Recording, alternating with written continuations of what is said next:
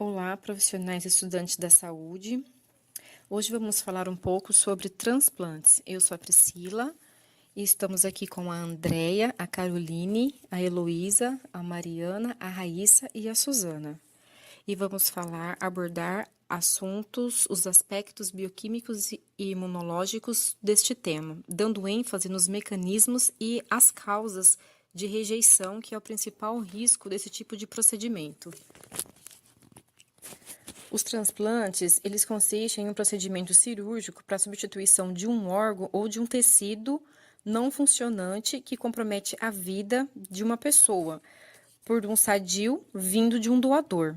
Os tipos de transplantes são o autoenxerto, que são aqueles onde uma parte da própria pessoa é implantada num outro lugar nela mesma e não há rejeição.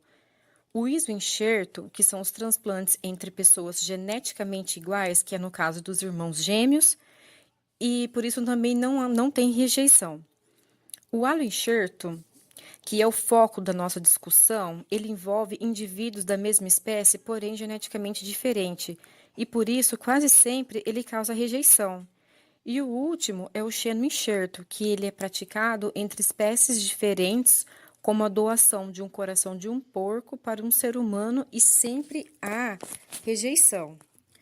O processo de rejeição é resultado do conhecimento de substâncias estranhas ao organismo, como acontece em infecções. Por exemplo, e uma resposta imunológica é montada para impedir a instalação desses chamados antígenos. Os antígenos, que são alvos de rejeição, são proteínas chamadas MHC, que é molécula de histocompatibilidade maior. O que são o MHC? O que eles fazem? Essas proteínas são codificadas no braço curto do cromossomo 6. E os MHC envolvidos nesse processo são divididos em classe 1 e classe 2. Os loci, que codificam o MHC classe 1, são subdivididos em regiões A, B e C. E essas proteínas são compostas por 3 domínios globulares denominados alfa 1, 2 e 3, com cerca de 90 resíduos de aminoácidos cada, formando um heterodímero com uma cadeia beta-2 microglobulina, que é codificada no cromossomo 15. E essas proteínas estão presentes em todas as células nucleadas do organismo. Sim, e o MHC de classe 2? Os loci, que codificam o MHC classe 2, são chamados de DQ, DP e DR.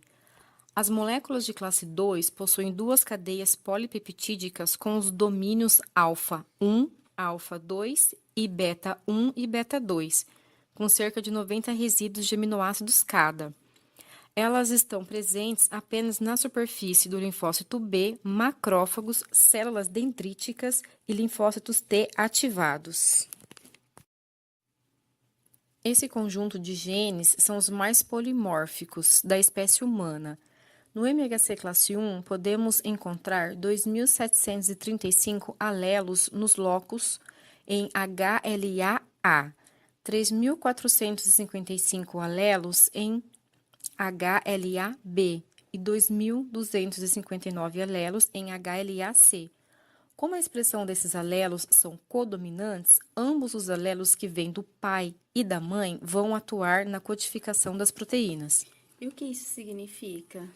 Isso significa que a diferença de combinação genética entre indivíduos que não tenham nenhum grau de parentesco vai ser muito grande e, consequentemente, a variação na sequência de aminoácidos que serão traduzidos e formam essas proteínas será diferente.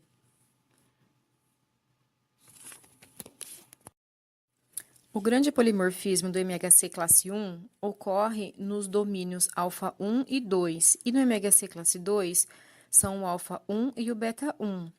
Para as moléculas HLA-DQ e DP e para as moléculas HLA-DR no domínio beta 1. Por isso, essas proteínas são reconhecidas como antígeno para a destruição dos tecidos doados. E quem faz esse reconhecimento? Quem faz esse reconhecimento chamamos de aloreconhecimento, são os linfócitos T, que após o primeiro reconhecimento, que se dá através da apresentação dos aloantígenos pelas APCs, um segundo sinal emitido através da coestimuladores para a produção de citocinas, irá ativar a expansão clonal e diferenciação de mais linfócitos T, resultando na destruição do órgão transplantado. Considera-se de maior importância a compatibilidade entre os antígenos de classe 2, seguido da compatibilidade entre os antígenos HLA-B e, por fim, os antígenos HLA-A. Quanto aos antígenos do locus C, pouco se tem conhecimento de sua importância em relação à rejeição, mas parecem ser pouco antigênicos. E como faz para verificar essa compatibilidade? Para verificar essa compatibilidade, um teste é realizado. E esse teste ele visa identificar possíveis haloanticorpos do receptor pré-formados contra o MHC do doador.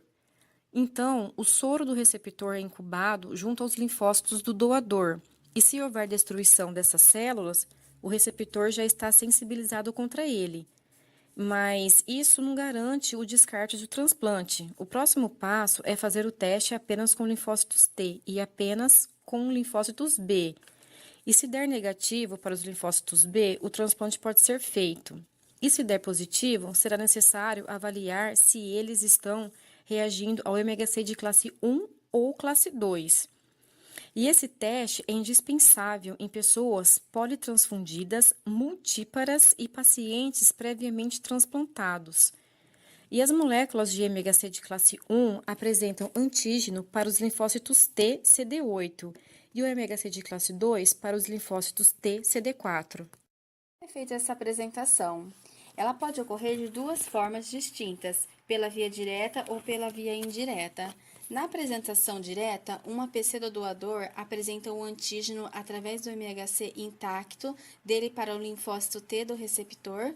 Como os linfócitos T são selecionados para reconhecer apenas o MHC próprio, o MHC do doador, no ato do haloreconhecimento, imita o determinante formado por um MHC próprio peptídeo estranho, utilizando apenas a própria molécula ou uma molécula mais um peptídeo próprio do receptor para que haja ligação com o receptor do linfócito. No timo, há uma seleção para que haja um repertório de células que reagem fracamente ao próprio MHC, mas com alta reatividade do MHC halogênicos. Por isso, elas estão sempre disponíveis para responder aos haloenxertos. Na apresentação indireta, o MHC do doador é processado por um APC do receptor e é apresentado ao linfócito T como qualquer outro antígeno. Além do MHC, pode existir outros antígenos que induzam reações de rejeição mais fracas ou mais lentas, chamados de antígenos de histocompatibilidade secundários. E o que esses antígenos de histocompatibilidade fazem? Eles são apresentados pela via indireta e são importantes principalmente no transplante de medula óssea e transfusão sanguínea. A ativação dos linfócitos T alorreativos pode ser tanto pela via direta quanto pela via indireta. Na via direta, os linfócitos TCD4, após a apresentação, eles estimulam a produção de citocinas que lesam ao enxerto. E os linfócitos TCD8 se diferenciam em citolíticos que se destroem as células estranhas apenas pela via direta, pois reconhece estritamente o MHC próprio, não podendo destruir o enxerto pela via indireta. E os linfócitos B também participam com a produção de haloanticorpos, mediado pelo auxílio dos linfócitos TCD4. E após todo esse processo, o antígeno os apresenta aos linfócitos T pela via indireta. E como as rejeições são classificadas? As rejeições, elas são classificadas de acordo com o padrão histológico e o tempo em que acontecem, e existem 3 tipos. Quais são?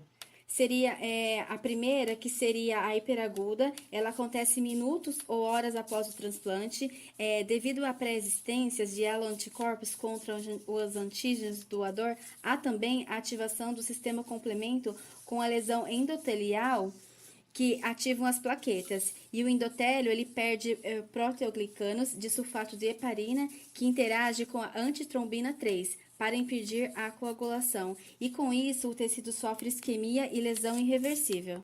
A rejeição aguda acontece geralmente após a primeira semana do transplante e as células TCD4 e TCD8 lesam o enxerto pela destruição do tecido.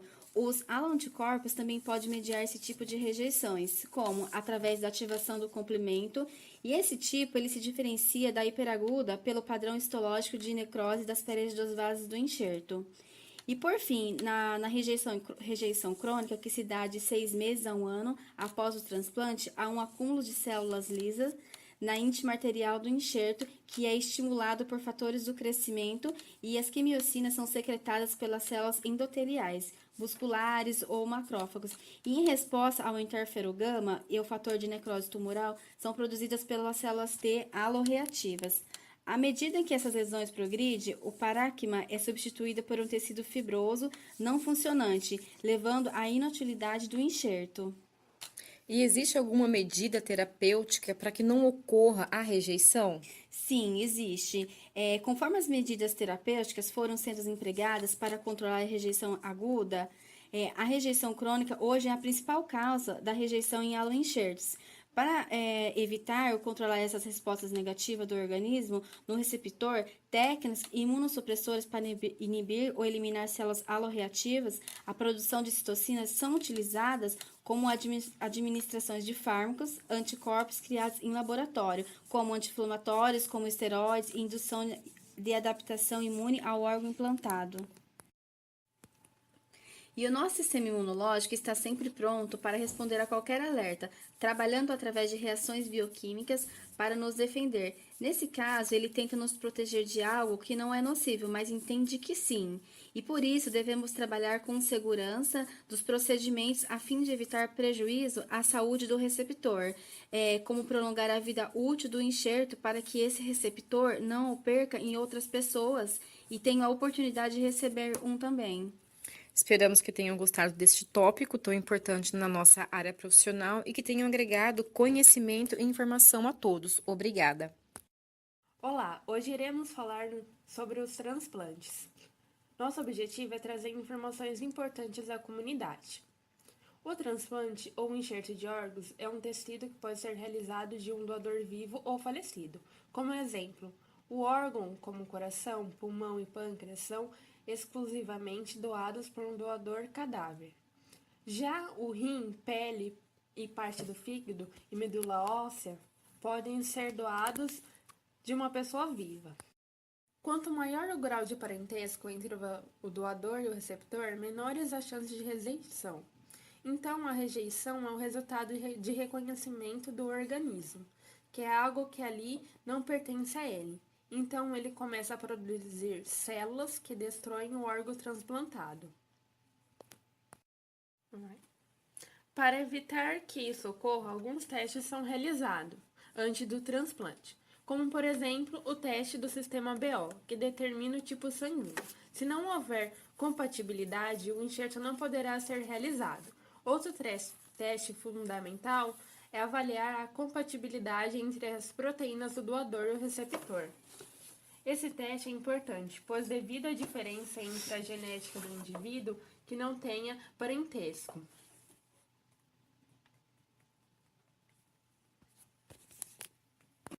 Outros exames que o doador deve realizar são de cálcio, fósforo, ácido úrico, enzimas hepáticas, glicemia, hemograma completo, sorologia para as doenças crônicas, como exemplo, as chagas, hepatite B e C, toxoplasma, e entre outros. A rejeição pode ocorrer dentro de minutos ou meses após o transplante. Para isso, um acompanhamento periódico deve ser realizado. E para evitar ou tratar, são empregadas técnicas. Essas técnicas de imunossupressão têm o objetivo de inibir ou destruir as células que participam do processo de reconhecimento do órgão ou tecido transplantado, como não próprio, ou bloquear a ação dos fatores e substâncias químicas que estimulam a lesão desse órgão.